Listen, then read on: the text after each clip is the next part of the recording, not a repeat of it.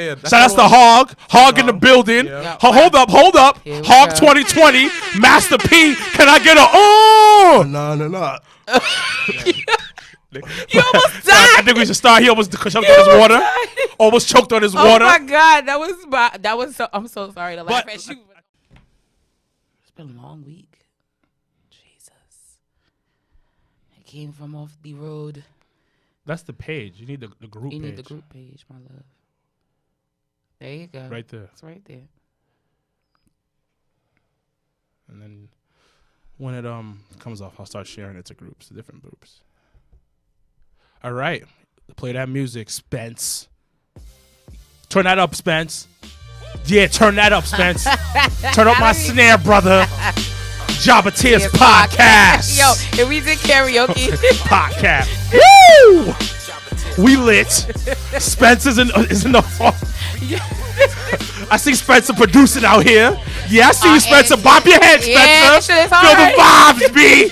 Feel the vibes. We at Gotham Podcast Studio. All right, my man Spencer. Shout out to Gotham Studio Podcast and our engineer of the evening. Now you know we're going to request you every episode. Shout out to Spencer, who's our engineer for this evening. Can I get an Spencer? This is probably the most fun Spencer has had all day. So buckle up, everyone. As always, I am Janelle from HR here with Sarah Wilkins and Mr. Black of the Jabba Tears Podcast. We are hitting, once again, we are in season 5, episode 2 of the Jabba Tears Podcast.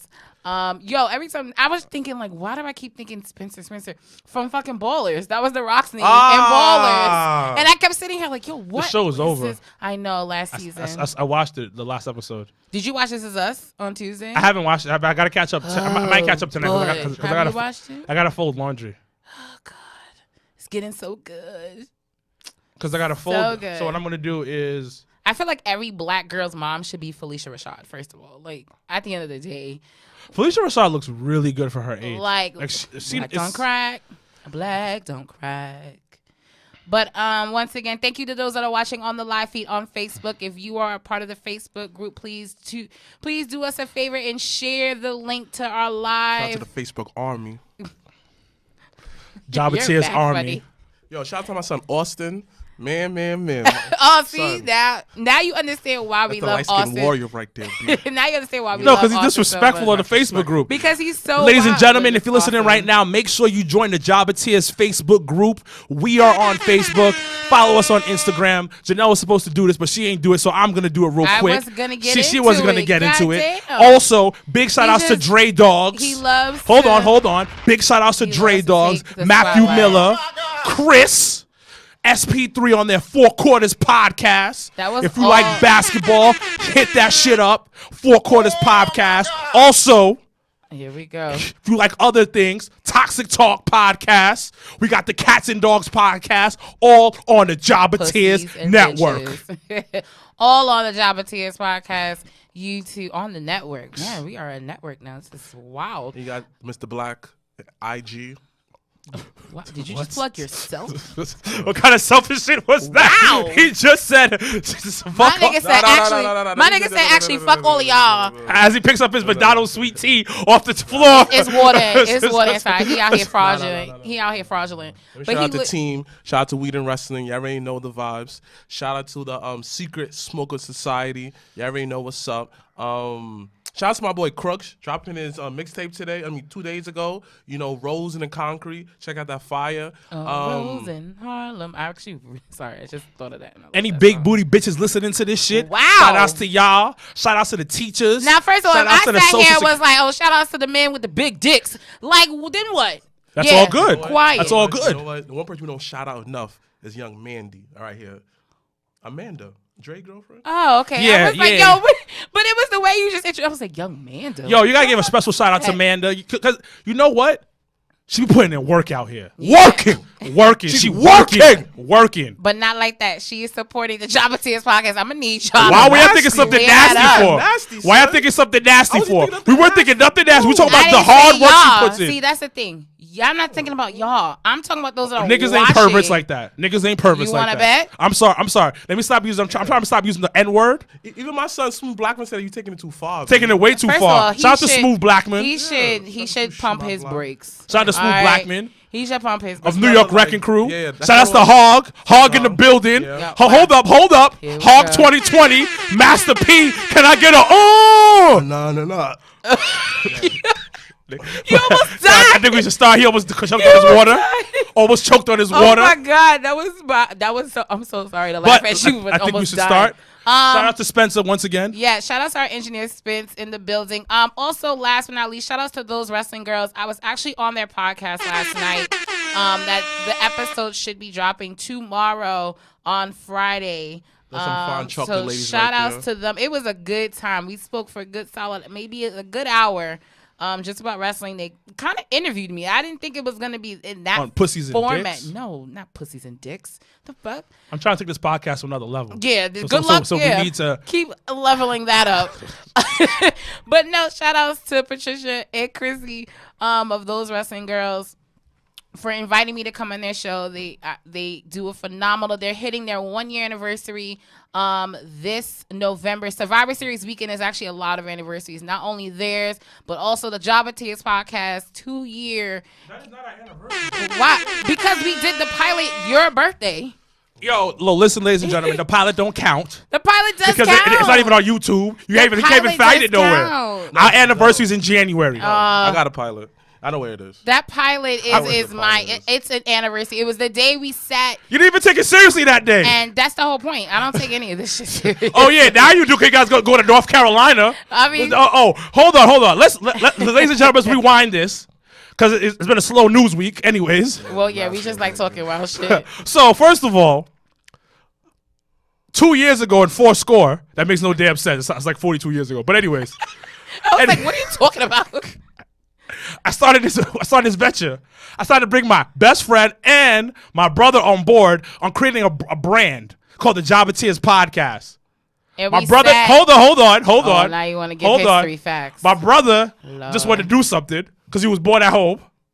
Janelle was also, okay, we're friends, we're best friends. I'll just help you out with it. That is Nobody took it seriously. Valid. And then on Super valid. December 15th, in Taj, my brother was drunk as a skunk.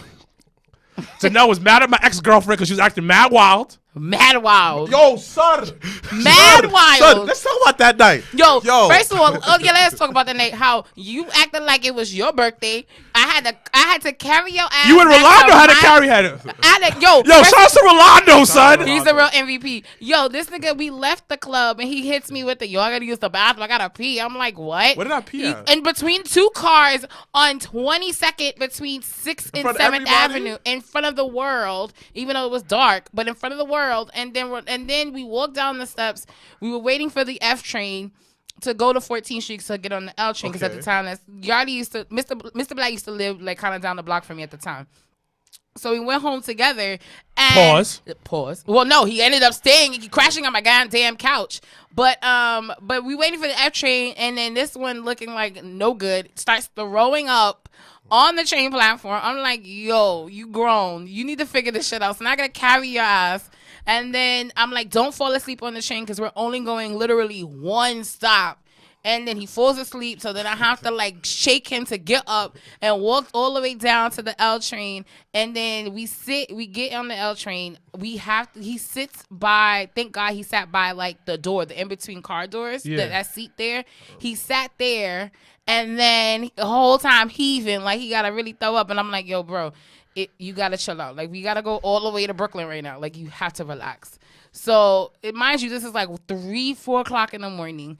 Finally, we walked to, I really don't know how we got to my house. I had like literally carry him to my house. Shout out to Rolando. And then he crashed on my couch. I had to keep my door open to hear if he got up to throw up again or if he needed something or anything. Yeah. And then I wake up the next morning. Janelle from HR taking care of motherfuckers. Fucking MD out here in these streets. Then I wake up to Yarly waking up saying, yo, what happened? Like, how am I here?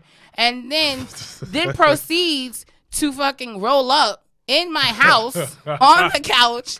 He's like, you don't mind if I smoke? I'm like, no, Yarly. Everybody smokes in the house. It's okay. So he smokes and then nigga dips. Like, he smoked, he put on his shoes and left. Like, what? So, go back to my part of the story. Yes. On my point of view on This is the Job of Tears. We should actually do one episode on So, the history of the Job of Tears podcast. So then I'm sitting there trying to have a moment with these motherfuckers. I was like, yo, I think there's some really good things going to come out of this. I was ignored by Janelle. And I don't think my brother. Ignored. I don't think he even took it seriously. And then now people are stopping her on the streets, talking about, oh, you're part of Job of Tears podcast? You see what Wilkins does? Oh when do I get my parade? When do I get my flowers? First of all, everybody had a part in. No, hold on. Nobody podcast. appreciated it until 6 months in, till 8 months in. Well, that's because we had to get used to it. Nah.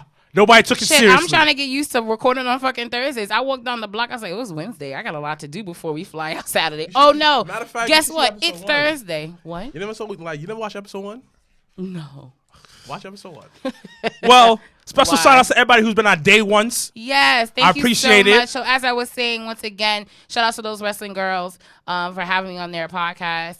And once again, we welcome any. The one thing they wanted to thank us is that we've cultivated us. The Job of Tears podcast, not just Sir Wilkins. I didn't say it was just us. I just said that moment where I was trying to talk to y'all about having a dope podcast. But the one thing they mentioned was that, we've cultivated a community where it's not only just about us. It's about creating a platform for other podcasts. So once again, anyone that's watching on the live feed in the Facebook group, on Instagram Live, if you have a podcast, whether it is wrestling related or not, make sure you talks about big booty bitches. Or big dicks. Like, yeah, come on. We're not going to do this. So anyone with the podcast, once again, we want to support those that support us. So please make sure to let us know what you guys are doing out there in the world, whether you're in California, Atlanta, Chicago, Canada, like wherever you are. Let us know what you guys are doing. The UK, shout out to Black Wrestling Alliance. Oh yeah, facts. I was talking to him this weekend because I was at Carnival, and I was like, yo, I want to go to London's Carnival in Notting Hill next year. I was thinking about it. And he's like, nah, yeah, you should come, blah, blah, blah. I'm like, yeah, I might have to pull up on the UK. That's another goal of mine for 2020. I mean, that's Jamaican good. Anyway, before we do start, I do want to move forward to announcing once again our AEW Full Gear viewing party on Saturday, November the 9th, hosted by Miss Felicia Rose and the good folks at IWW. Right, yeah, I know. That's the what? Freaka leak right there. She's a person. She's a human being. That's a freaka leak. Okay. Yeah, see, you're not going to get past that, so don't do that. I should do a show. Okay, we're going to move right along. And then those that are watching on the live feed, you are in for a treat.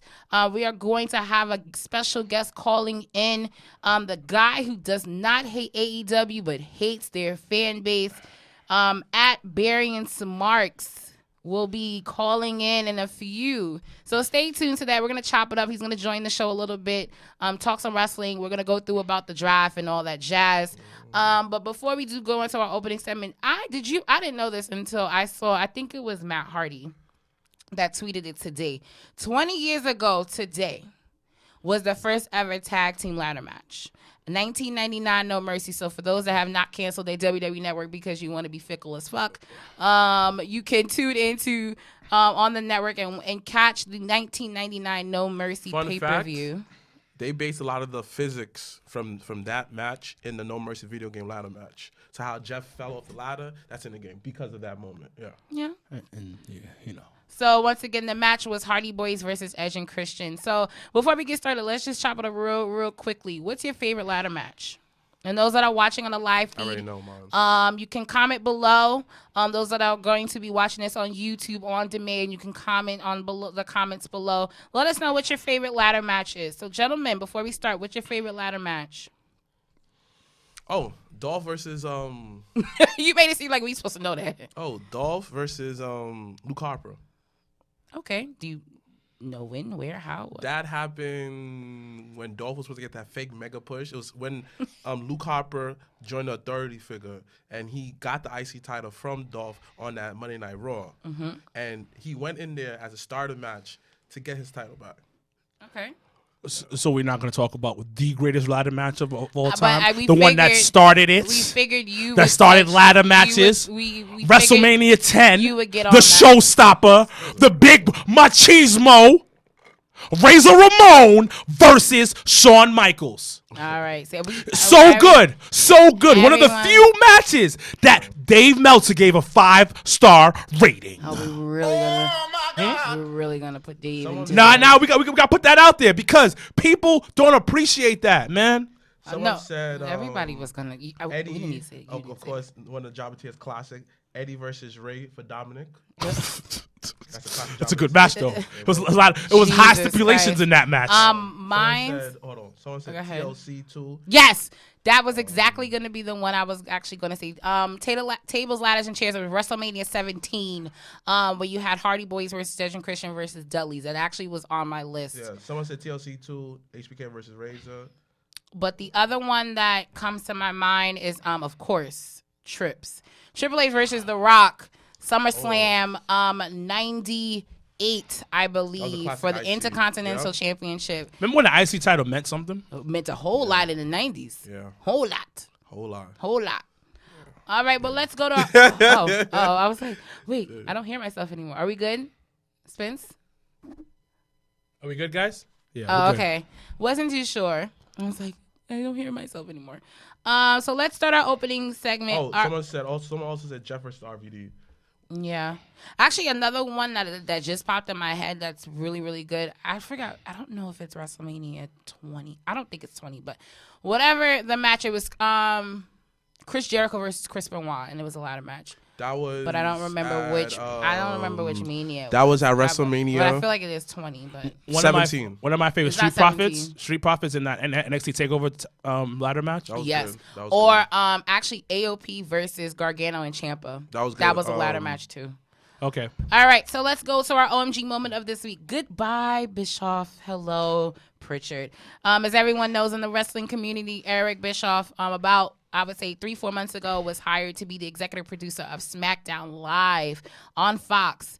And as of today, he got his pink slip, and he is no longer the executive director of SmackDown. And he was replaced by good old Bruce Pritchard, which when I digged a little deeper, Bruce actually went to bat for them to hire Bischoff. They're friends. Yeah, they're really, really good friends, and he really was kind of like that push to saying, let Eric come back, let him, executive produce, even though Fox originally wanted Heyman to produce SmackDown Live, but now you have some changing in direction. There's been a lot of talk backstage about how Bischoff didn't know a lot of the superstars' names or didn't know the actual product and just was kind of in just chilling and catering and not just really being visible. When we spoke about it back on season 4 about Eric Bischoff being on board, and we all, I think for the most part, agreed that we didn't want him on TV. We were just the video's paused. Oh, that's probably what they're trying to fix. No, that one.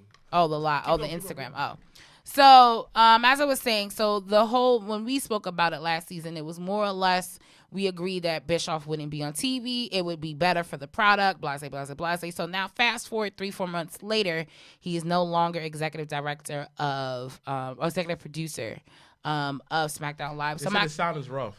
Oh, I think that's probably what they're trying to fix. Yeah. Okay. Spence, don't thumb thumbs at me and we got shit going on. It's all right. Those that are watching, once again, on the live feed, we got some technical difficulties. This is what happens when you get high class and you have high class shit going on. You get some, technical difficulties. It happens to the best of us. But I'll start off with you, Mr. Black. Did you feel any difference between, I would say, June and now of SmackDown being under the Eric Bischoff reign? It was good before he was getting there. Okay. Speak on it. I felt like it was just a nice continuation of it. And besides, SmackDown was always good. And besides, it was during the time WWE had that weird wild card rule. Mm-hmm. So SmackDown was still good though, still well paced. So I didn't feel the difference. Still good. I still enjoyed it. I watched it every week. That was one of my favorite shows to watch out of Raw and SmackDown. So no, not a bad. I don't feel a difference. A good. I don't feel a difference. So. Same to you, Sir Wilkins. What did you think? Did you feel any difference within the, I would say, the summer of Bischoff? Well, the thing about Bischoff wasn't supposed to start yet. Bischoff was originally supposed to start when Fox moved to. Oh yeah, I remember. When WWE moved to Fox. Yeah. So a lot of people are saying, "Oh, he didn't do anything." I don't think he knew he was supposed to start really digging his teeth into the situation. You know what I mean? So a lot of people are quick to say stuff about him. They were saying that he was falling asleep. Some people that he hired were falling asleep at meetings and stuff of that nature. It's all rumors and stuff of that. Sorry. So, Go ahead. you know what I mean? So it's once again, I didn't feel anything. And once again, I think he was supposed to start like around right now. And his job wasn't to like really run the show from what I'm hearing. It was to be the liaison between Fox and WWE to handle that situation. Yeah. So that's what happened. You know what I mean? No, yeah, that's true. And Bruce coming on board, to me, I don't want to disrespect the man that's like one of the gods in the game, but it's a little outdated, man. Yeah.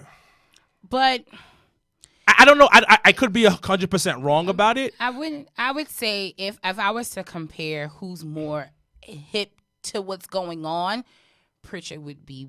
But the thing about it is over Bischoff. But the thing about it is he going to push the envelope because that's what they need right now. But think about it.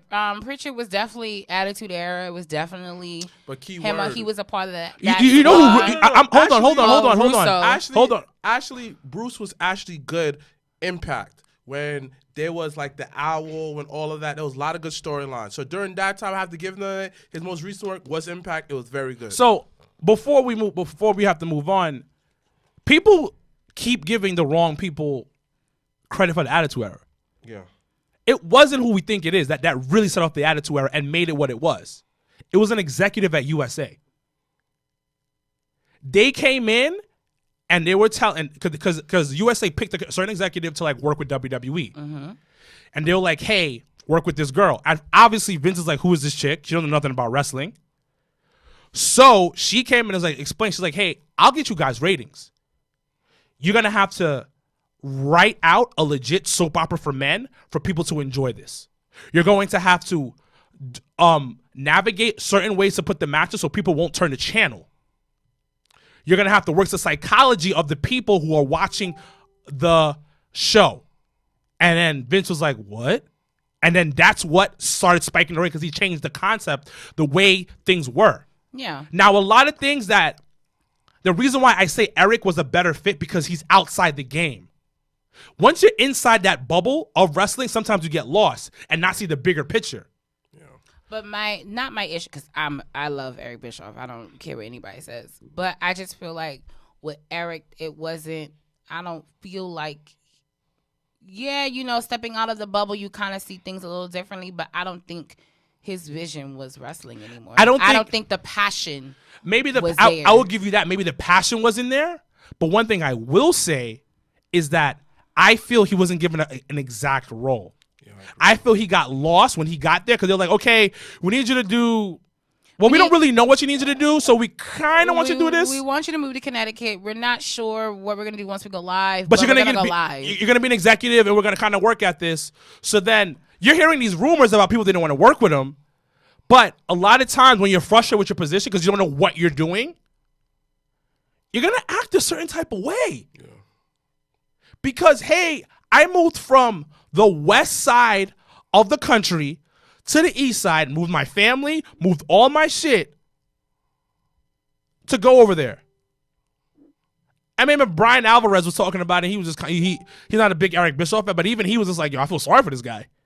Well, yeah, because when you gotta uplift your entire life, and now 3-4 months later, you exactly. But I really think the problem was he wasn't given an exact role. And he wasn't. It wasn't like, yo, you gotta do this, this, and this. So you know what I mean? That too. I don't know. I just feel like, the the whole thing, when Sean lost his smile type of thing. I just don't think the passion was there with Eric anymore.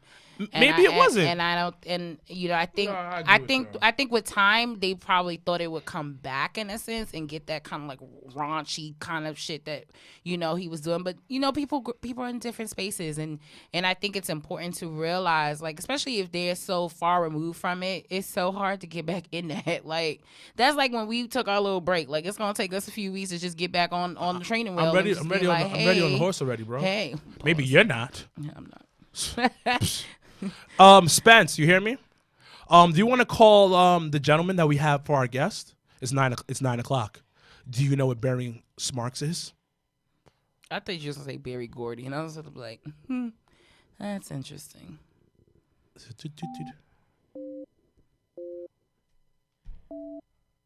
Hopefully he picks up. If he don't, he don't. Wouldn't that be weird? Like, 'cause I don't pick up numbers I don't know.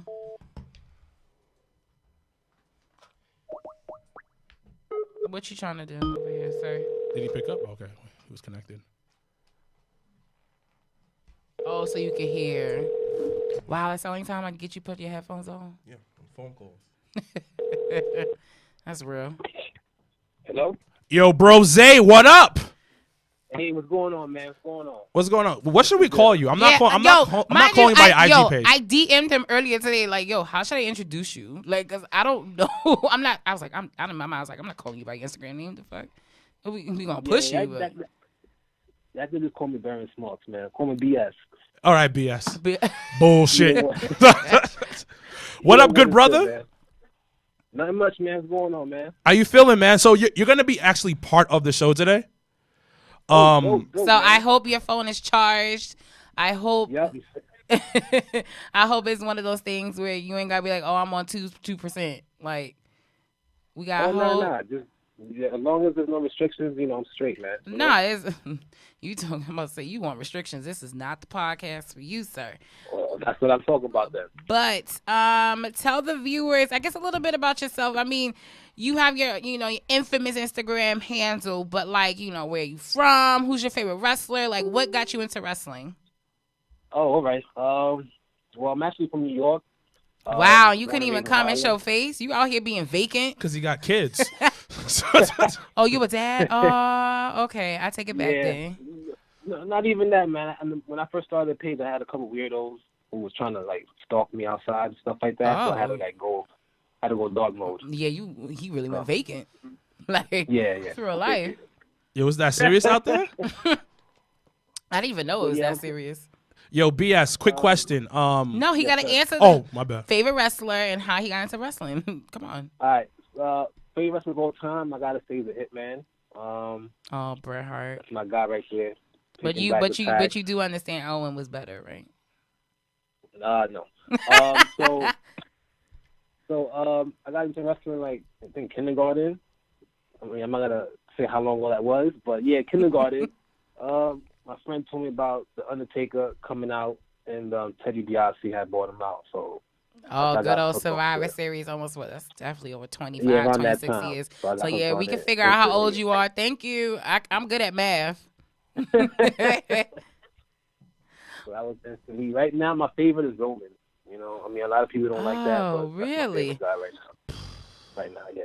I'm not even gonna do it to you. I met him. He's a nice guy. Nothing but respect for him. See, but there's a difference. You like Joe. Yeah, I like Joe. I like Big Joe. You met him. You're on first name basis. You like Joe. Yeah, I was starstruck for like a couple minutes. Sir Wilkins, you said you had a question for our guest. What happened?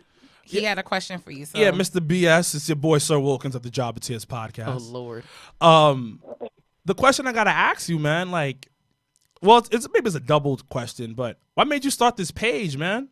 You were. I told the guys when I was thinking about booking you for the show that you were probably the top 5 hated person on Instagram when it comes to the wrestling community, and I loved it. Get out of here! Really? Bro. Have you seen your comments? Yeah, man, but I guess, yeah. Yeah, but the thing about it's, you know what it is? You got love, though. EC3 fucks with you. Baron Corbin fucks with you.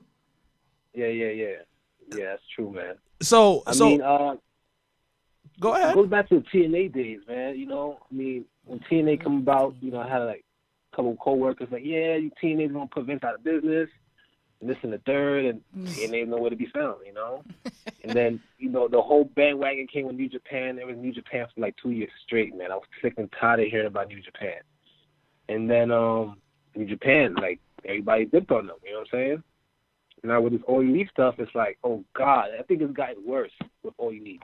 Like the bandwagon and like the critiques has gotten worse with All You Need. Like it's insane, man. It's like Cody knows who to cater to. He caters to the people that hate Vince, and that's his audience. Does that make sense? No, that's fair. I know a guy out in Pittsburgh. He's a wrestling fan and he watches the podcast and supports blah, blah, blah, blah. So he actually messaged me earlier today, and he was just like, yeah, I DVR'd AEW and I couldn't even watch past the first hour. Like, nah, I don't think that's for me. And it's just like, and I think he's definitely more of a WWE guy. So I can kind of understand and see the vision, like how some fans that may be kind of sick and tired of being sick and tired could be on the AEW. What is a Mary J. Blige song? Hey, yo, I was on my 90s R&B today at work. So yes, I am. So go ahead, brother. No, I just feel like everybody. It's like people want necessarily. They don't want it to fail, but it's confusing, man. Because just last year with the whole New Japan, it was Wrestle Kingdom, it was Kenny Omega, it was Okada, and then it's like you don't hear about it no more. You don't hear about Okada. You don't hear about the 5-star matches. You don't hear about, the Tokyo Dome. You don't hear nothing. It's quiet. I mean, so it's like, I'm not sure if people are fans of, like, wrestling, or they're just fans of seeing WWE fail. You know, it's weird. It's just weird. I mean, I kind of see it this way when it comes to the whole New Japan wave, etc. It's just like we live in an era of the internet. Like, yes. One thing, like we have short attention spans, so everybody always trying to hop on the next big thing or the next exciting thing to hop on there. Nobody actually stick to what they stick to their guns in this era. Everybody just bandwagons. Like, for example, when the Warriors lost, everybody was like, oh, the Warriors is done. I'm not a Warriors fan. Now everybody is searching for the next bandwagon team to hop on. Which everyone seems to be Lakers, but Lakers. Nah, the Clippers. They jumping on the Clippers bandwagon right now. You see? Clippers bandwagon. Yo, when you get a chance, listen to our boys at the Four Quarters podcast if you're a basketball fan. All right, cool, no doubt. Yeah. Quest. So, all right, you know what? You want to make him part of the show? Yeah, we can jump right back into the show. And for my special guest that's on the phone, we're in the middle of our opening segment behind Gorilla's position. So the next topic actually is they have Impact officially announced signing Katie Forbes, and if you don't know who she is, she's been on the independent scene for the past 2 years. She's wrestled for ROH, Shine, and Women of Wrestling. She's also the girlfriend of Rob Van Dam. She's fine. And she just had her debut match on Impact against Jordan Grace, which honestly speaking, I posted it on the Jabba Tears podcast Facebook group because I was just like, am I the only one watching this right now? Because, you know, when the whole gimmick, she came out at first and she was just shaking her ass, I was just like, all right, miss, like, I'm going to need you to wrestle. But literally, her in ring is something different. I think is really good, and I was actually pleasantly surprised about that. She also did a trial for WWE back in 2015, and also let's see what else about her. So my question to you, gentlemen, all around, what are your thoughts on Katie Forbes? And also, do you think Impact signed her to replace Scarlett Bordeaux, who has been rumored to be one of the new signees at NXT? So if anyone that doesn't watch Impact or hasn't watched it in a long time, Scarlett was kind of like this like smoke show, like sexy, like she was doing a whole bunch of shit on Impact that was very raunchy and risque. And do you think that Miss Katie Forbes is kind of do you think Miss Katie Forbes is kind of like the replacement, like the sex symbol? Because once again, she is a very beautiful woman with a big ass and big titties and all type of shit. And you know, what do you guys think? I'll start off with Mr. Black first. I have to say yeah, but then again, Impact is always getting talent, replacing them just like that. You know, that's a good place. Now they don't focus on more WWE wrestlers that's falling off. More like we try to build our own talent. Shout out to LAX. Now look, they got their start off of Impact. So a lot of times, Impact I see as a company where like you go there, you get some training, you perfect your crowd. I mean, you perfect your craft and you move on. So this is not surprising. Impact been doing this for years. Okay. Okay. Nah, Mr. BS can go. I feel like it's weird calling you BS because I'm just like, I don't think he bullshitting. So weird. But go ahead, sir. What are your thoughts on the new signee of Impact? Yeah, I don't think it's a coincidence. I think she's definitely a replacement, and she's a good one at that. I mean, I think Impact now, I think it's like a developmental for the entire wrestling business. It's like you come through Impact and then you get signed somewhere else. Okay. So you know how you got NXT for, developmental for, the main roster. I think Impact is like developmental for the entire wrestling business. Like at some point or another, your career lands over there and then you move on.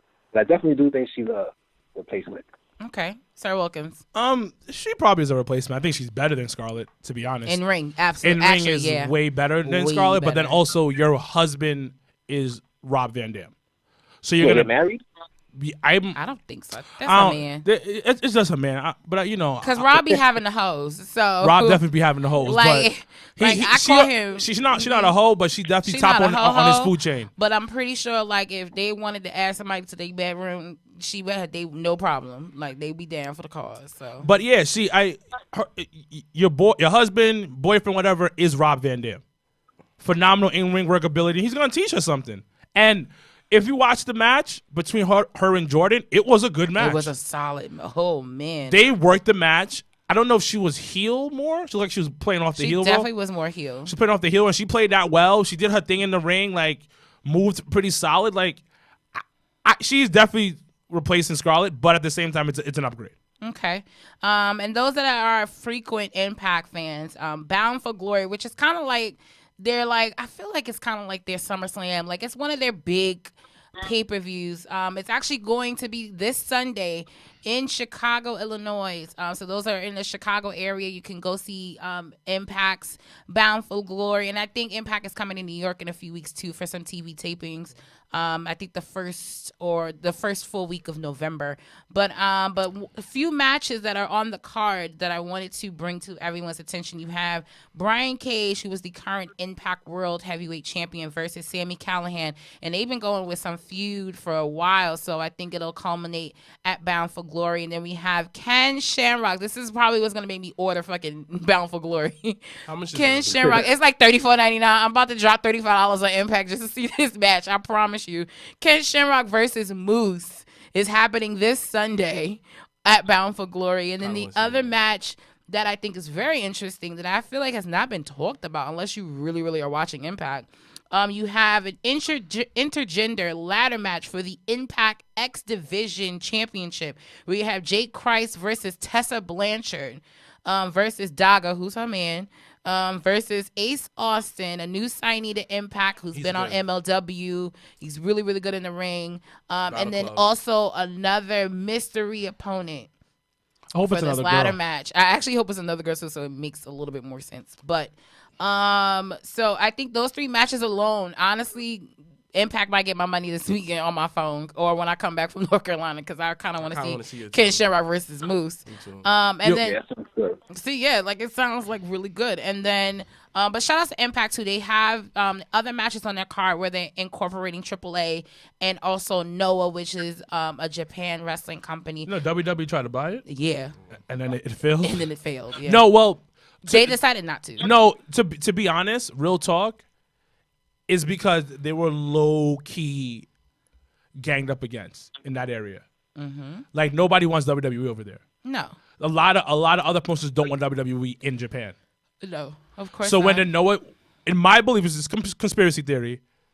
When they were trying to buy Noah, I'm pretty sure other companies were in their ear like, no, don't do this, because you're gonna ruin the landscape of New Japan. I mean Japan in general. And I've always said this.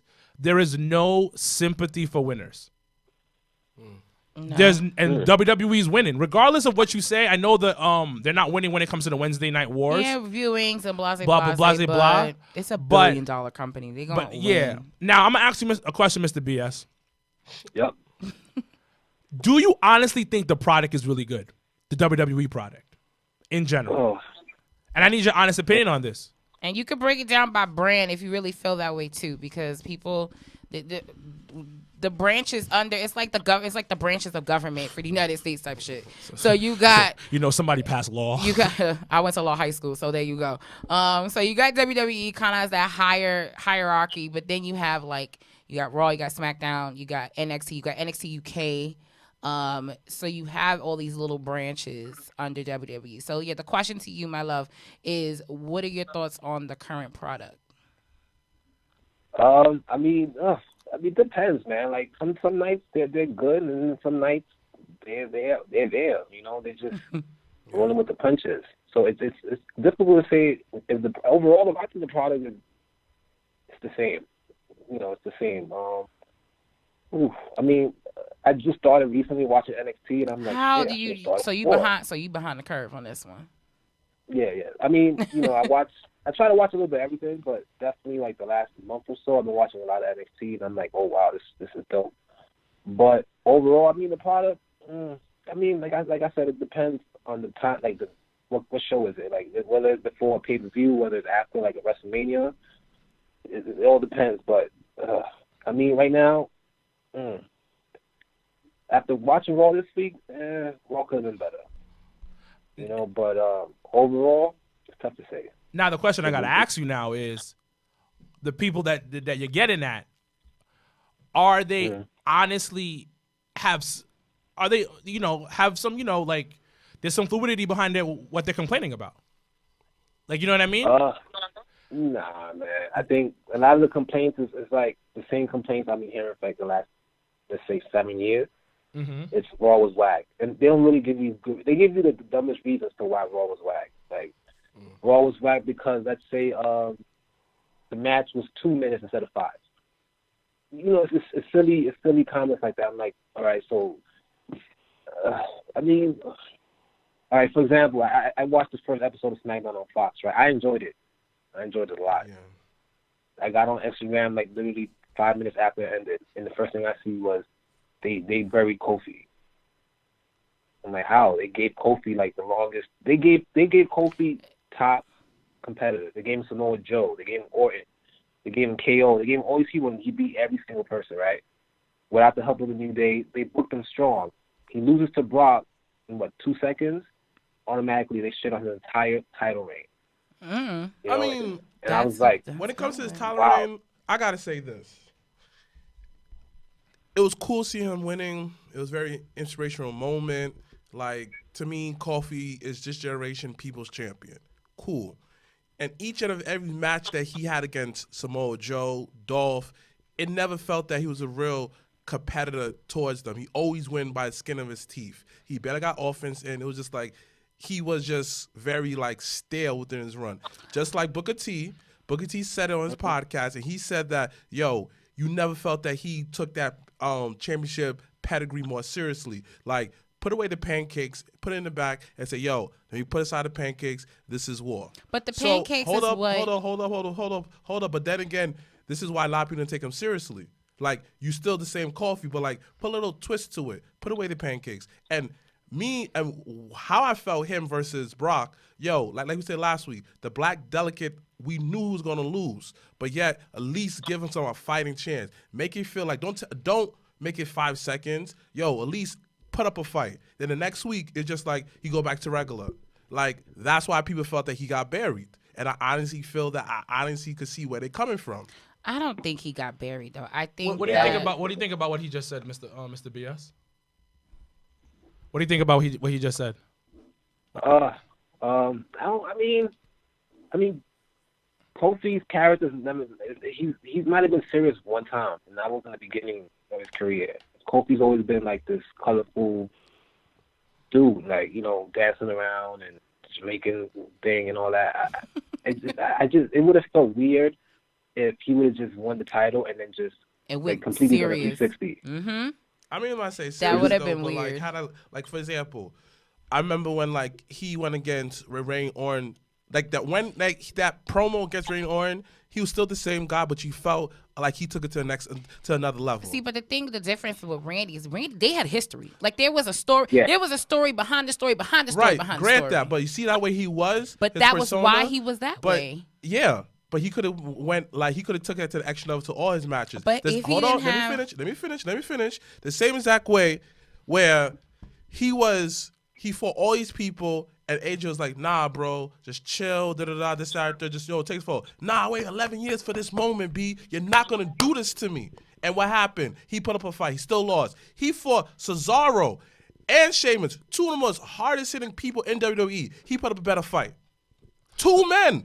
And I don't want to hear about, Brock is like, nah, B. Nah, Daniel Bryan, who's half his size, put up a better fight than him. So, okay, let's rewind. Let's rewind this real quick. I see everybody's point. So this is my point of view on the whole situation. Kofi was booked as the underdog since he came on that title scene. A title scene he wasn't technically supposed to be in. That's my biggest thing. And he's also an undersized champion. So when you're fighting Samoa Joe, Randy Orton, Dolph Ziggler, you're the underdog. They played off the underdog scene a little bit too long, but that's how he was. Because the thing about it is a lot of times that they were booking because he's not supposed to be there. So what's Daniel Bryan? Daniel The Bryan, same thing, though. the same thing. And what happened? Each and every time you felt his intensity. Each and every time he's like, It's a different I wouldn't say type. every time. It's a different type of person. You're talking about Kofi, who's a guy who loves what he does, who smiles. And I think one of the biggest things is that black people don't like see other black people smile. No. I'm gonna keep it a whole ass buck. For one. But no. You see a black person smile. Why are you smiling for? I mean, I get that all the time because I be smiling. Motherfuckers like, why are you so happy? But grant that. But honestly, though, I smile all the time. It's the positive all the time, though. But best believe, though, you say something that I don't like, I'm gonna say, yo, don't talk to me that way. But the thing about it, if you hold on, one time during this time, I felt his intensity. Unless, but the thing about it is what I just said, is what she just said. It was Randy Orton because he disrespected him. With Samoa Joe and everybody else, it was just a regular feud. Oh, it's 11 years. 11 years or Samoa more. Joe done said, Relica wrote, this is what your son wrote to me and read it on air. You supposed to be soft after that, B? Nah, take it to the extra level. But didn't you see him spaz? But that's what I'm saying. He spazzed though. And the thing about it, no, and let me just finish because we have to move on. And Mr. BS has to get off the phone because he's at work right now. But no, it's cool. But I got a question. Go ahead. You off. But if you take the underdog story from Kofi, what does Kofi have? Nothing. Exactly. And it was the same with Daniel Bryan when he won and that whole the yes move, like literally. And that's why I always say, like, you gotta watch the Untold of Team Hell No on the WWE Network. I'm sorry, cheap plug, but literally Daniel Bryan will sit there and say, I would have never been in main event at WrestleMania if I did not go through Team Hell No. And if I did not come through from as an underdog and I wrestled 2 matches at WrestleMania to become the champion. You know what I mean? That, though, yes, but yet my thing is this way. Now let's bring it to outside the WWE. Rocky Balboa. He was the underdog going against a lot of these champions, but yet you felt that, yo, I'm not going to give him put a better. He was getting his ass whooped every time. It doesn't matter, though, but he still put up a good fight. It's the same thing that Kofi did. Hold on, wait. Drago. And Drago said, nah, hold on. He came back. Hold on. Was training the same thing with Kofi. The same thing with Kofi. It's a movie. So my son was hold on. Yo, you're going to make me go watch Creed tonight. Hold on. You're going to make me watch Creed tonight. I know we're yelling right now, but Drago said if he dies, he dies. Hold on. That's the same thing. Rocky always ended the same way. He's getting his ass whooped for 5 rounds straight. Then he throws that nice sucker punch. Then he goes, oh, he won. No. That was Kofi. And that was Kofi. That was Kofi. And you know when that was smiling. Kofi? No. Yo, and we're going to move on. But you know when that was Kofi? When Kofi hopped his little ass out that cage against him and Ziggler and won that way. It's the same way. Fact. Okay, fine. I seen way better matches between him and Dolph. But it's not about it being. You're looking at a better wrestling match. I'm saying this. This guy, the Dolph is basically the same exact size, and they put a way better classic matches. Well, because they probably. Once again, when you're in ring, it's definitely more of a chemistry thing. It's a more of how you guys as 2 bodies, how do you guys clash together? You know what I mean? Like, honestly speaking, it was like when Brock won, it was like, all right, they pulled the Band-Aid off really quickly. And I was, at that moment, I was, like when they pulled the Band-Aid off and you're like, ow, but then you get over it. That's what happened. Because honestly speaking, if Brock would have violated fucking Kofi Kingston on Fox and had him in F5 to him 8,000 times like he did John Cena, I would have been hella tight. Like, period. Like, that to me would have been like he buried him. But the thing about we also forget, they were trying to set up, they were rushing to set up. And they were rushing, right. They had 5 minutes left on national TV. The Cain Velasquez thing. To get Cain Velasquez on TV. So, so it was a setup. Picture, whatever. Granted, he shouldn't have watched that long. I'm looking at it more of a, like, I look at it more a sports point of view. That's why. Because my favorite moment, the Giants was underdog against the Patriots. They put up a damn fight and they won. All I'm saying is this. And then the next year they had a bad record. Right. All I'm saying is this. No one asked you. All I'm saying is this. When it comes to this, I just feel like he was just a one-dimensional babyface. And I think that this is why that Seth Rollins. And there's a lot of those. We're not going to John Cena. We're not going to talk about Tyler Bailey. Black. We're not going to talk about Tyler Black. We're not talking about Tyler Black right now. There's a bunch of one-dimensional. I just feel like I don't know. Nah, you know what it is, and I'm gonna say it again. It's because he's black. No. No. Nah. We are wait. We are a lot harder on black people than we are on white people. No. Yes, we are. No. I was. Yes. Because because we expect a whole lot. We want this, and this. It was a great time. Listen, I got tight. I can see where he's saying how black people, how we want 40 acres in the mural. Yes. I get it. You don't want 40 acres. You want 80 acres. You want 3 mules. You want the Tyler Perry Studios. Yeah, you want Tyler Perry Studios. I get it. Okay. Yeah, y'all want perfection. But the whole boy had a good run. It's not perfection, but he did have he had a run that, honestly speaking, as a wrestling fan, as an adult, I never saw coming. Period. Okay. All I'm saying is this. 10 years ago, I would never thought Kofi would be world champion. Okay. Absolutely not. Okay. Shit, all I'm 15 years. Is and the one thing, because we have to move on. Let me just get this one thing in. The one thing I can say, WWE listened to the fans. Because he was not supposed to get that title. At all. Everybody in this room knows this, and everybody needs to admit themselves who are outside in the IWC universe. That Kofi was not supposed to get that title. I mean, I do. But I the think fans Mustafa, legit. Every day Kofi Kingston was champion, I thank Mustafa Ali before I went to bed. I said thank you. Mustafa Ali. No, you got to thank Mustafa Ali. Legit. And the same way how all these Bailey fans want to be, not Bailey, Becky Lynch fans want to be Becky Two Bells and blase. Like, guess what, bitches? You need to every night thank Nia Jax for that shit because that's why that happened. I understand that, but everybody knows that I'm a Becky Lynch fan way before everyone was cool to be a fan of her. Yeah, but as every night you need to be thanking Nia Jax. Oh, I understand that. Yeah. Okay. But you also got to think. Let's think behind the scenes. Shawn Michaels. What about Shawn being an alkie? What? No, because Shawn basically... Don't do that to Shawn. But he was... Don't talk about Shawn. He's a Christian man. He's a Christian man.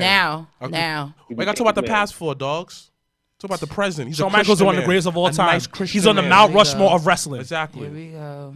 Anyways. Undersized and still a heavyweight champion. You got to thank Shawn Michaels for basically putting the bug in. It's like, yo, don't afraid to evolve your character. But at the same time, fans... It was fans, yes, fans, and the fact that yes, we should think. Honestly, then if that's the example you're using, then you got to use Barry and Smarks' favorite wrestler of all time, because the real reason why Brett blew up the way he did was because of fans. Was because every kid in the fucking stands wanted shades. They wanted to be the cool kid. They wanted to be Bret Hart. So WWE listen to fans when it's like, okay, you guys, when it's fucking convenient. Yeah. Period. No, when it makes sense. When it's convenient. I think they convenient. listen to the fans a lot. I just think the fans, they get discouraged when what they ask for don't happen right away. Like they want to go online during Monday Night Raw and be like, we want this guy as champ. And then if that guy's not champ by the end of the night, then they're like, yep, they don't listen to us. You see, 2 weeks later, to give you what you want, by then, they don't want it no more. Like, nah, it's too late now. We don't want it no more. Very true. So I definitely do think they listen to their fans. I just think that it takes time. Just like everything. I remember. I'm gonna tell you. I don't know if you were there that night. We were there. SmackDown after SummerSlam, when Becky was supposed to be a heel, and Brooklyn was going crazy, and they booed Charlotte for Becky, and they were booing Charlotte. Yeah. So if that doesn't tell you that WWE listens to their fans when they want to, I don't know what's gonna tell you. Correct. So rewinding back to the whole Impact. Impact finally is joining the week of wrestling where they officially are going live on Access TV. So shout out to Sling TV for having that channel because I was like, yes, I can finally watch Impact.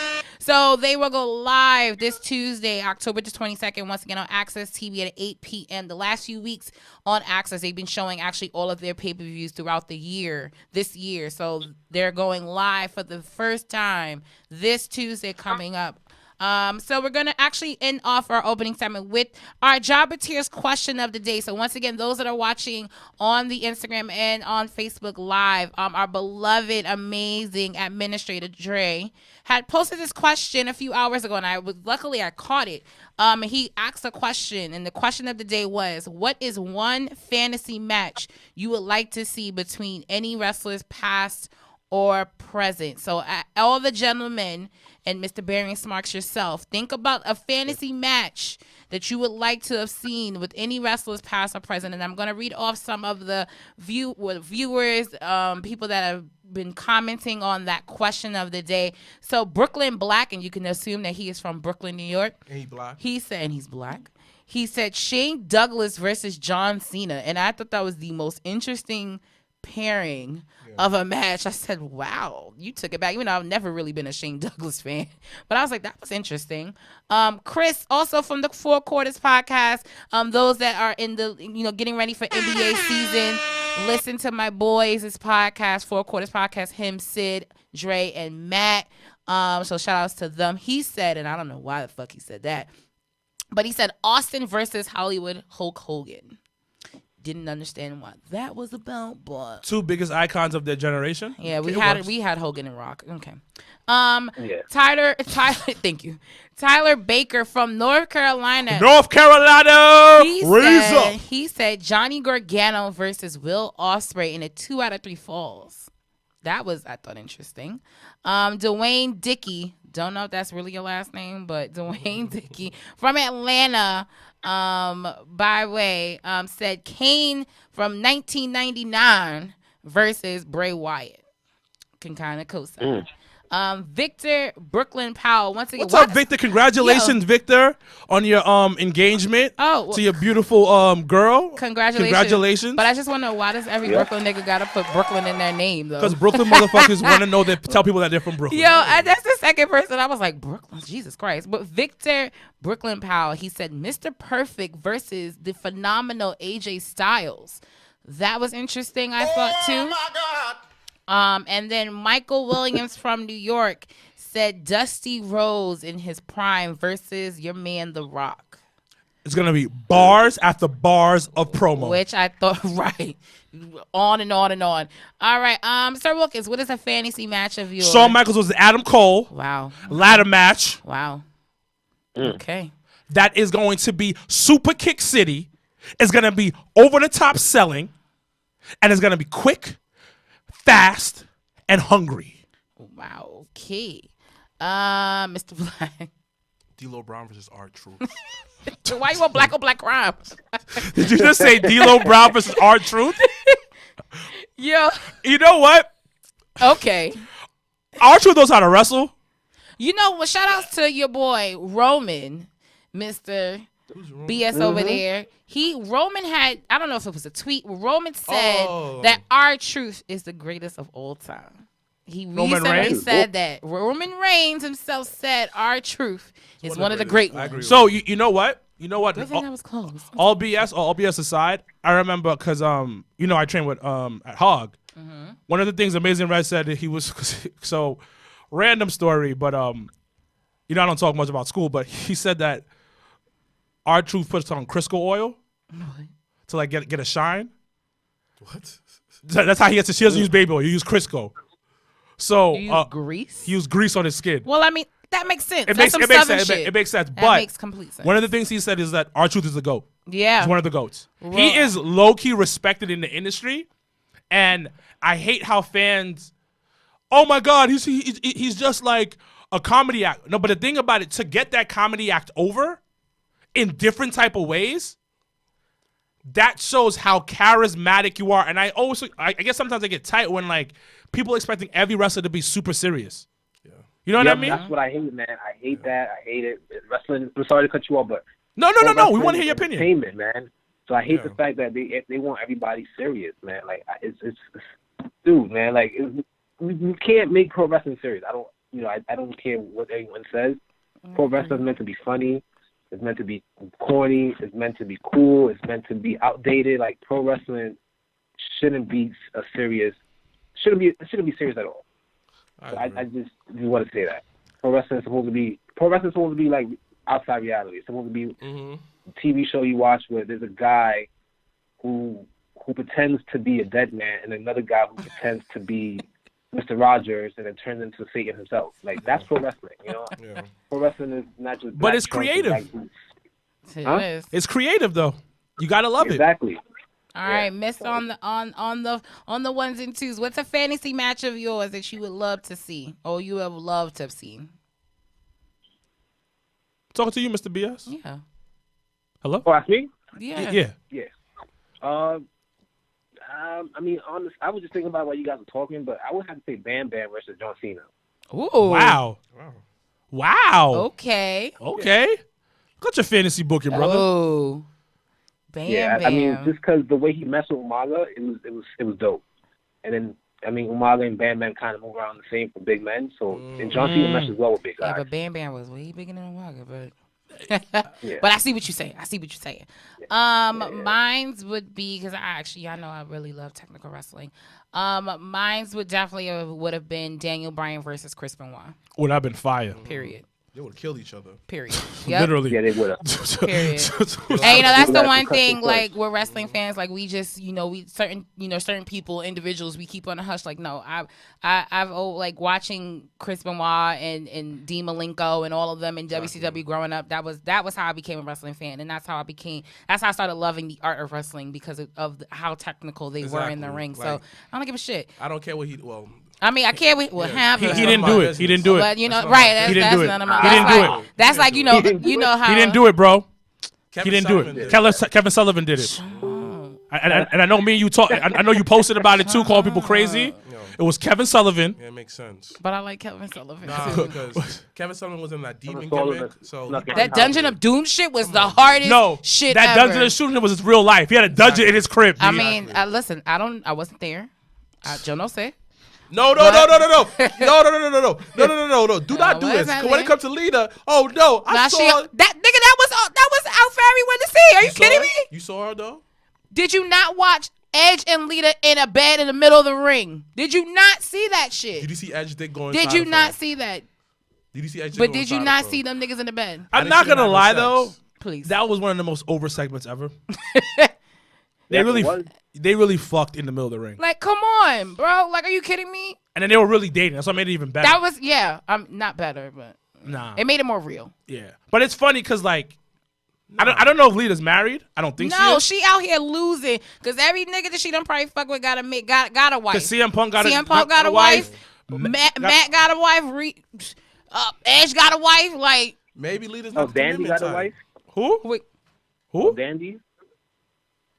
Wait, who'd you say? El Dandy, the luchador from WCW. Yo. Oh, she was messing. I read. Yeah. Shit. Damn. Yo, Black Widow over here. That's all I'm saying. But all right, let's move on to once again our new segment, Ready or Not, where we discuss some wrestling topics of this week.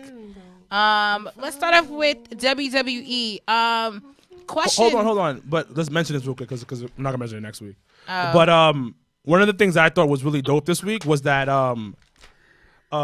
New Japan Wrestling, their parent company, bought Stardom.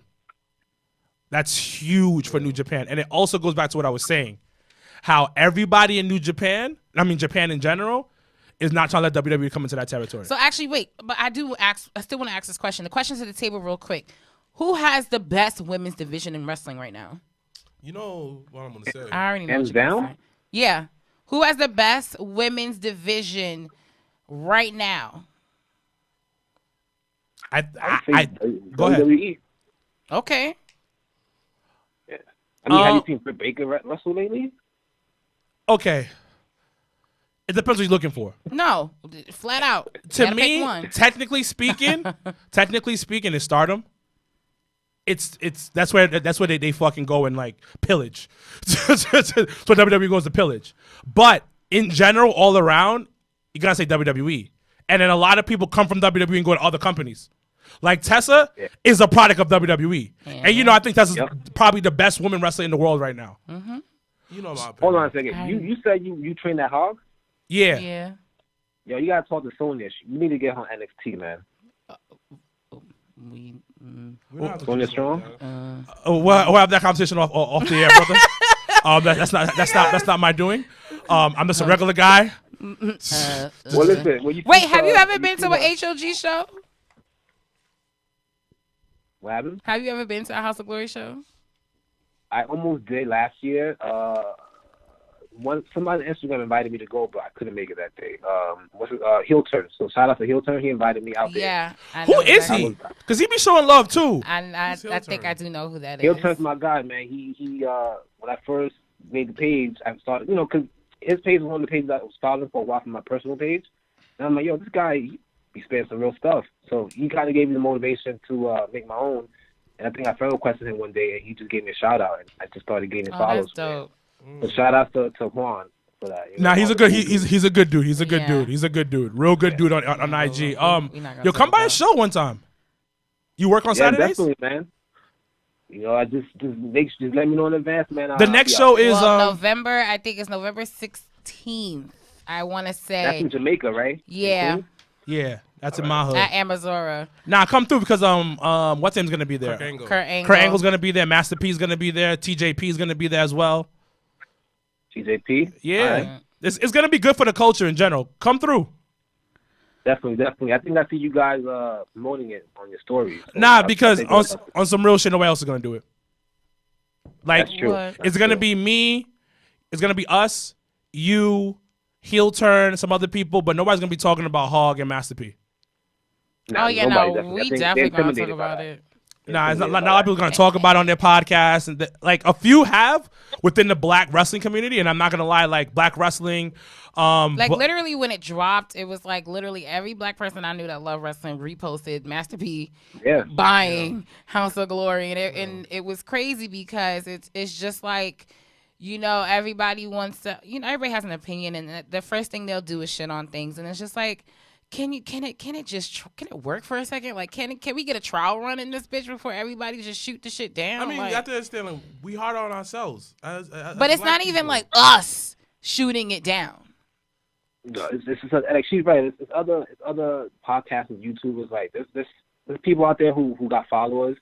I'm gonna throw his name out there. Dave Meltzer. You got Brian Alvarez. You got Ryan Satin. And all these other guys. And I didn't see one post it. I didn't see one even speak about it. One thing I will give, Cody and the Bucks mentioned it. Well, yeah, and then I think on their YouTube series thing, Mr. Black, I already know what you're gonna say, but tell the fans, who do you think has the best women's division? I already know Impact. Yeah, it's so small though. But and small doesn't mean that it's not bad. And the reason why it's so good is because it's because of Tessa. But Tessa, I think has put the eyes on it, but the supporting cast also plays a role in that. No, the supporting cast is solid. Don't get me wrong. And it's one thing that Mr. BS said. A lot of people start their stuff there at Impact, and they go somewhere else. Yeah, I mean, for me, no. It's what you said as well. They start there, and it's like, yo, they go somewhere else. But it's like, yo, listen, I'm giving it to WWE on overall, but Stardom is right. It's hitting them right there because I've saw some stuff like the way those girls wrestle. Strong style. It's strong, yo. But stuff I seen on YouTube is off the ass. I think in terms of, I think for me it's WWE, but it's not even. It's really NXT for me, and it's NXT and it's NXT UK. Like both brands, I think acknowledge women and acknowledge women's wrestling a little bit differently than the main roster. It's wrestling. And I think not only just that, but I just think that the pieces fall together a little differently on NXT and on NXT UK. And I think because of the fact that it is a smaller branch. Like you have, I mean, when I watched and that's how I became and Barry and Smarks. You might want to pick up on the NXT UK brand because I was a little slow on it too. And when I watched the takeover and I watched Toni Storm versus, I forgot the girl name, but they had a whole long ass history. They were growing up in the game together. And when Toni Storm lost, I was like, oh shit. Like, and the match itself was amazing. And then you watch next week and you saw Rhea Ripley on UK. And I just think the NXT brand itself has, to me, in my opinion, the best women's division. But do you know where Toni Storm is from? Where she was started off with? Stardom. And so did Io Shirai, who I think Io Shirai, I think is one of the dopest. And at first I was sleeper. She was a sleeper for me, and then now I think she's really good. Real quick, WWE has announced that they are starting their first ever weekly podcast. So now WWE is now hip to the podcast game. So now all of us, I feel like we should all go a little harder so WWE can pick us all up and sponsor the fuck out of us. But anyway, we curse too much. It's gonna be we too. It's gonna be called After the Bell. It's gonna launch Wednesday, October 30th. So in about 2 weeks time. And the podcast will be hosted by Corey Graves.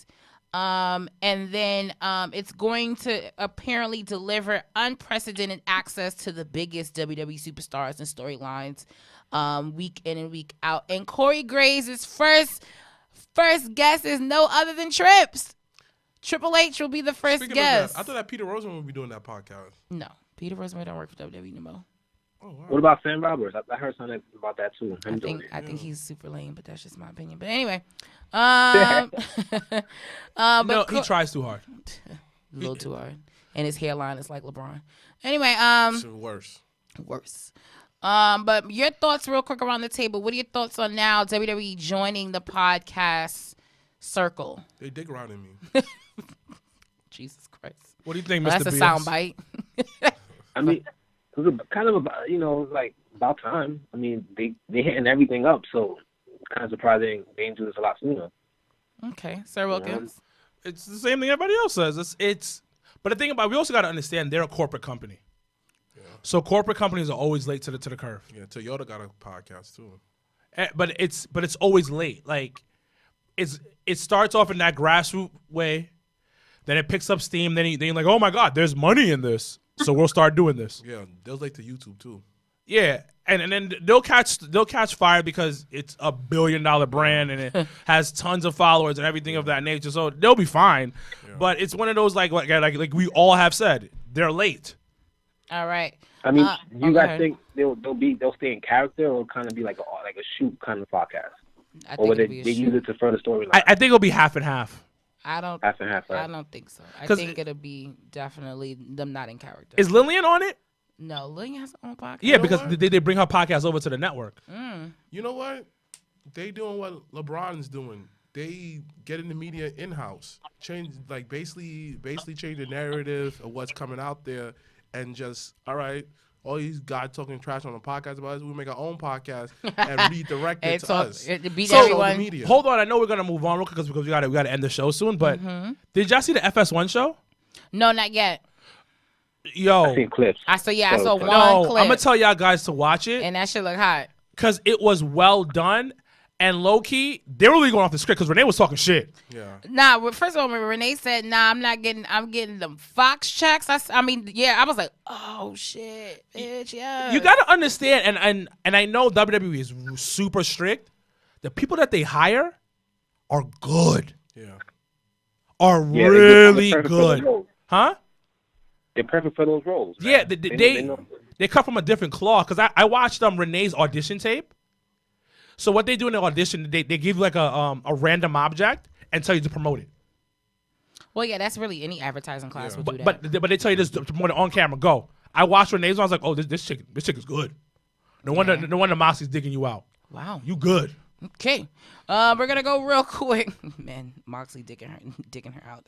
That's a soundbite too. As everyone knows, no disrespect, Moxley. Friday and last week Friday and this past Monday, the WWE has been hosting their draft 2019.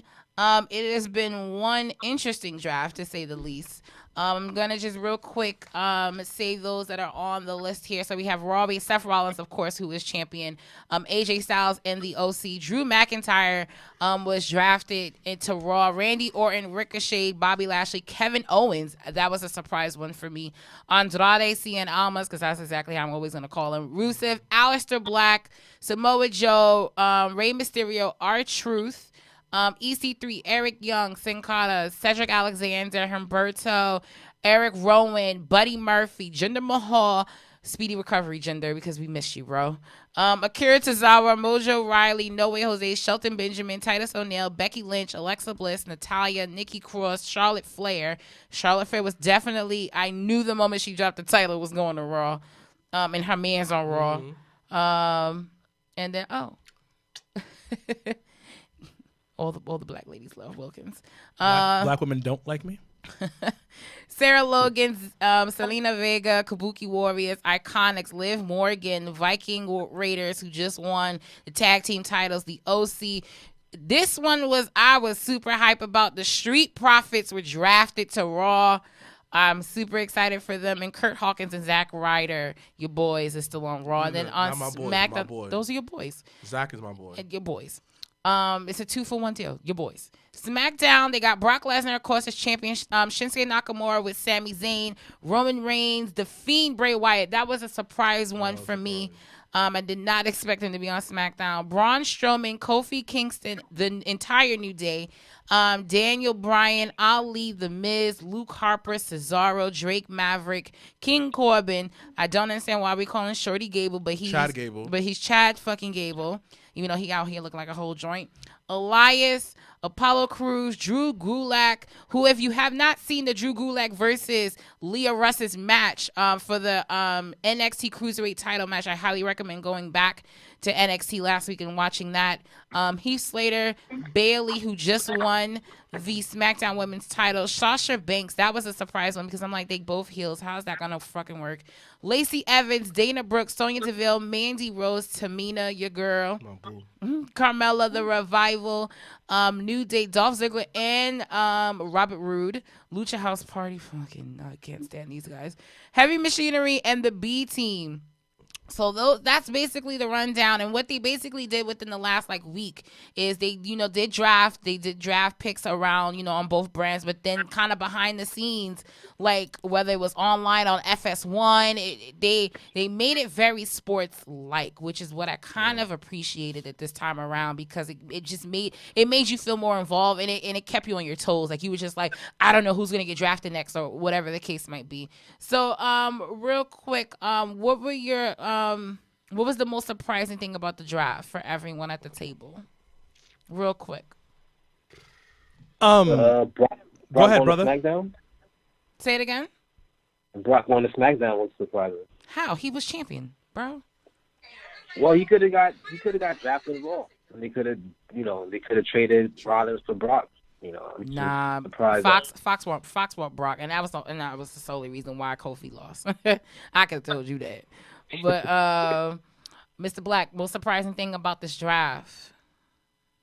Nothing really. Okay. Nothing.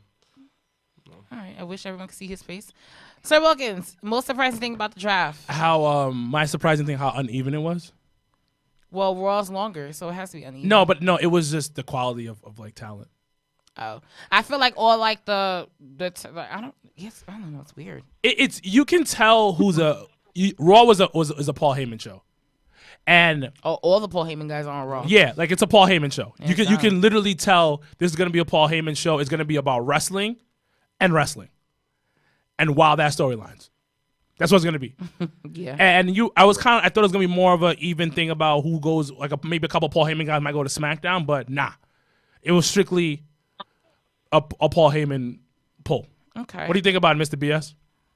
Well, he said Brock. Yeah, I agree with you, man. Definitely, you got the internet favorites on Raw. So Paul got Aleister Black, Andrade. They got I'm so tired of Ricochet and Aleister Black being on the same fucking brand. Jesus. Yeah, they got Samoa Joe. They got everybody that the internet loves. You know what I'm saying? And then SmackDown got the good talkers and the loud characters. They got New I Day. didn't even think of They that. got Roman. I mean, SmackDown means Roman. You know, Roman's the it guy. Yawn Fest 2019 continues. Jesus. Let's see who else. They got David Bryan. You know, I think it's spread out very evenly. You know, like, I think SmackDown is more focused on like the entertainment aspect of it, and then Raw's more like wrestling based.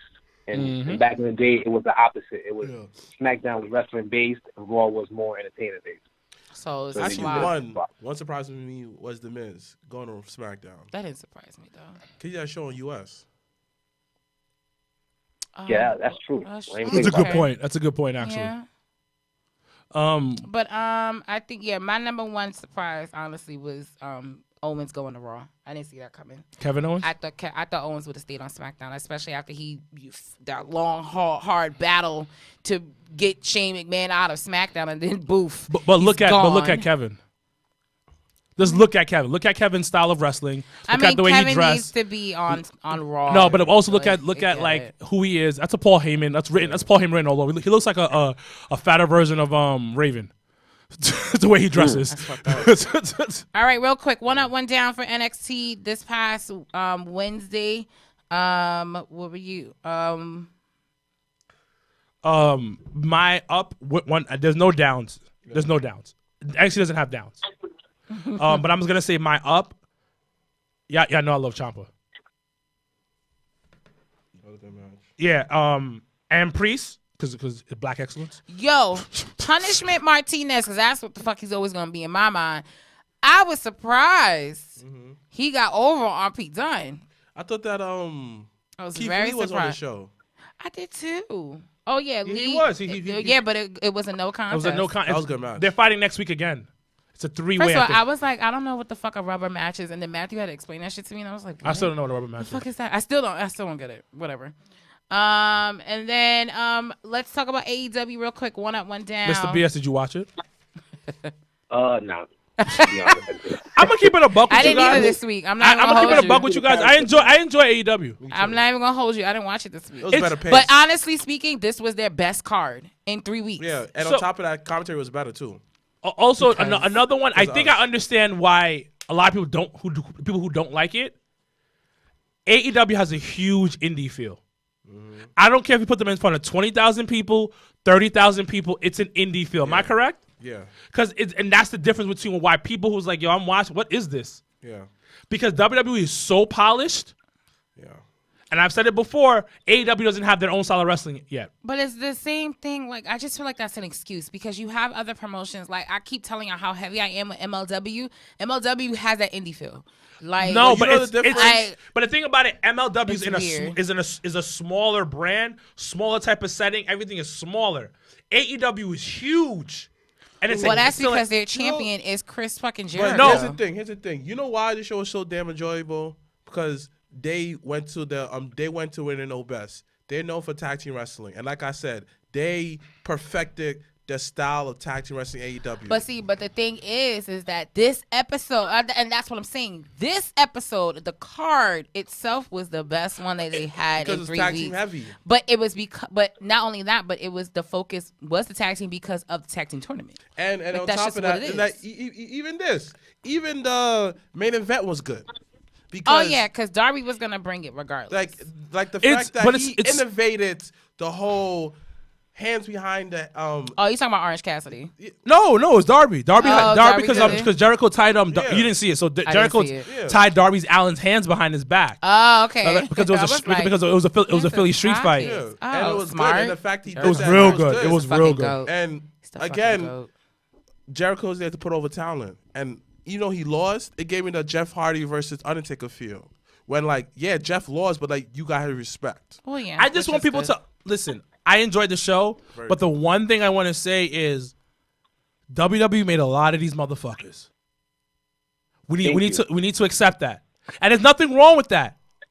Because did I pop for Jack Hager in his accountant You mean Jack Swagger? accountant outfit? Oh, yes, he's still in the polos? he was in a polo. Oh, He had his dress Jesus pants on, his boat Christ. shoes on. Trash. I don't know why you have this man dressed like that.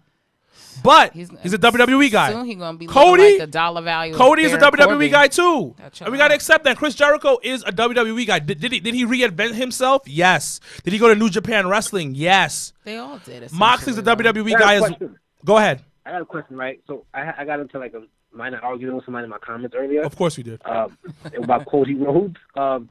I feel like, this is my opinion. I feel like Cody Rhodes is mediocre, and I feel like Cody's best matches are with people who perform better than him inside the ring.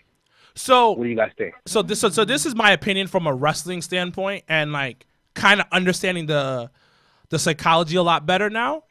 Cody's old school. Yeah.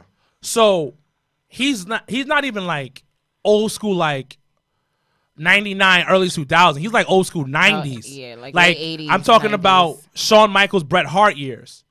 And he's not as technical as somebody like Bret Hart, for instance. Cody's big on psychology. So what you're telling me, you're not feeling it because it seems mediocre, but he's big on psychology, working the ring. Like the way he does his heel work is he'll find a body part, work the ring classically. And then like for a baby face, he'll fight from the bottom and make his way to the, you know what I mean? Does it make sense what I'm saying? So is it because Yeah, I you're got not you. entertained? He's got a similar style to Orton. Exactly. Yeah. Exactly. And they're both generation wrestlers, aren't they? Yeah. You see what I mean, brother? Like Randy not Yeah, gonna yeah. be out here showboating and shit. Like Randy's gonna wrestle, and that's because of the background and where he's come from. And Cody's the same way. Cody. To this day, I still think they slept on that Stardust shit because that shit was hot. That shit was fire. That shit could have really blew up in a certain way, and But they didn't. They didn't. And they Everything didn't do happened for a that. reason. And in an alternate universe, they headline WrestleMania. But so just to go off Cody a little bit more, they need Cody there though. Exactly. Well, yeah. And I'm gonna tell you why they need Cody there, because they need regular ass wrestling. You know what I mean? Does it make sense what I'm saying, guys? Traditional Exactly, wrestling. because AEW on some real shit is way left on their style of wrestling, which is nothing wrong. But it's way left. But you need a guy like Jericho. Like I said before, You need a guy like Cody to bring it all in. to Like I reel said it on before, in. like I said a couple episodes of season 4, like I compared it to video games. You need those Mario characters. You need those. You need those Luigi characters. You need those. You need those staples in the business. You need staples in the business. You need those molds in the business when it comes to AEW. But AEW, I just feel like, reason why I'll go back to what I said, it was so enjoyable. They perfected tag team wrestling over there. And you don't get as entertaining tag team matches in WWE like that. So this is like, wow. Well, and it's because so unique and because different. the reason why is because, and this is why people don't understand. WWE try to save these guys' body because these guys are working 300 plus days a year, and the schedule might be a little bit different. You gotta look at it. AEW, what is that? What schedule? Once a week? Yeah. Twice a week, the most. If that. So Are they gonna do house shows? we don't even know that yet. They didn't start house shows, yo. They didn't start house shows yet. We don't even know if they're gonna do that many house shows. The only thing they've been that honestly is on the website, like tickets wise, is Wednesday night Dynamite. Yeah, That so is it. technically speaking, you're only working 52 weeks a year. So you have that, And and then- then you got Full Gear and And that's 4 about paper. it. So you're working 52 weeks a year, 52 shows a year if you're a top guy, and you got 4 shows. And that's their paper because they only do 4 shows a year. Mm-hmm. So you get more leeway to do these crazy spots. Does it make sense what I'm saying? Yeah. Now, I'm a WWE guy. I got to work 250 dates a year. Yeah. I got to save my body. I mean, that's not that. Nothing. Again, I'm not knocking how they preserve these guys' bodies. I'm never knocking that. But I just feel like I watch a lot of tag team matches. I feel like, come on, man. Come on. This is so, like, stale sometimes. Not the Like, Usos. Yeah. If But they I could said say so, sometimes. I right? not say all the time. And the thing is, it's opinion. It's opinion on Right, that. That's You know what they should definitely bring back? And I feel like how that they don't really do it enough. They should bring back 6-man tags. And I feel like how they should bring it back because it would preserve a lot more people's bodies. Nah, because I fucking hate seeing Whoa. mad people in a ring together. No, you forget what basically saved the company for a minute. The Wyatt family versus the Shields. They was literally on every damn show. Main event, and then superstars, and dry, Raw, and you sucked nope. that blood Each and dry. every match was good. It was not every single match. Relax yourself. What? Did you see Superstar one?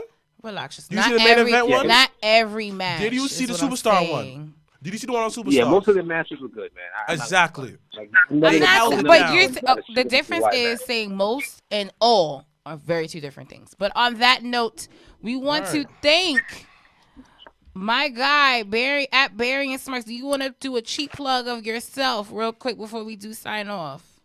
Yes, I just want to thank you guys for having me on. Pretty dope. I appreciate it. I had fun doing it. Hopefully, I'll come back again soon. Well, I would actually like to see you in person. Exactly. Just saying, I need you not to be vacant. No, but his life is on the line. Oh.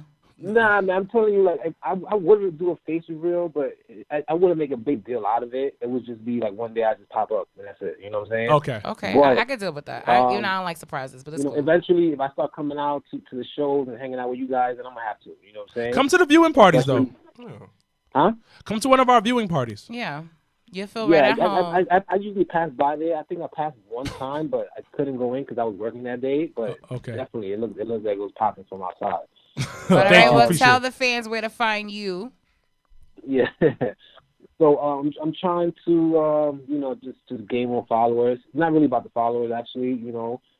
So I just want to thank everybody who follows me right now. Shout out to Baron Corbin. Baron Corbin's like he was legit, man. Like the dude, he put my page on the map. He comments, and next thing you know, my page is on the internet. It's on Sportskeeda. It's on ESPN. It's on a bunch of other sites. Shout out to EC3. He's cool, and a bunch of other guys who follow me. I can't say because they follow me from burner accounts.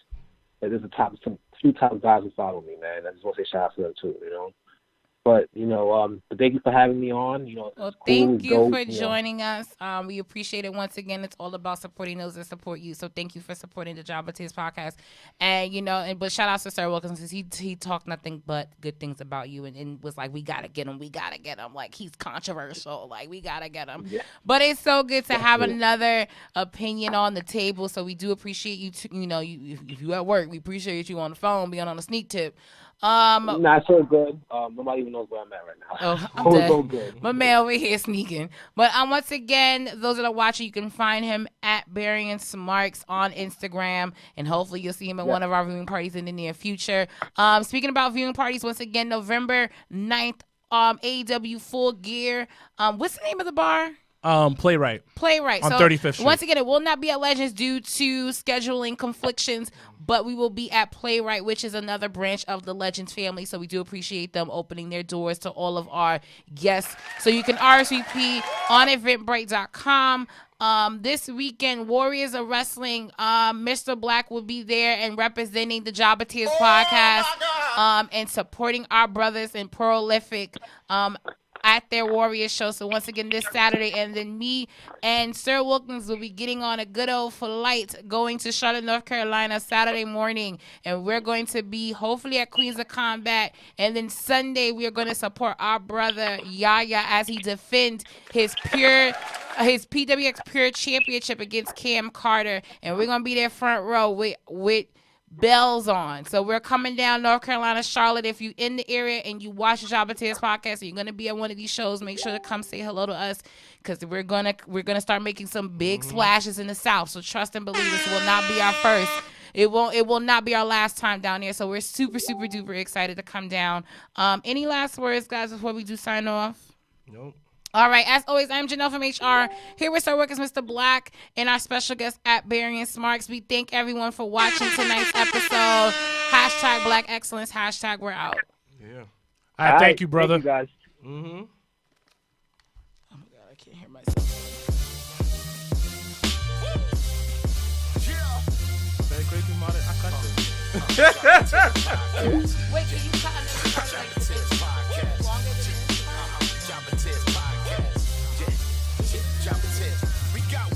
Mr. Black, Janelle from the HR best squad. Every single view, no one can take guard. Vision of the truth, unstoppable in your face. All I say, we speak the truth. And every single. I'm about to go smoke and go home. Tired, man.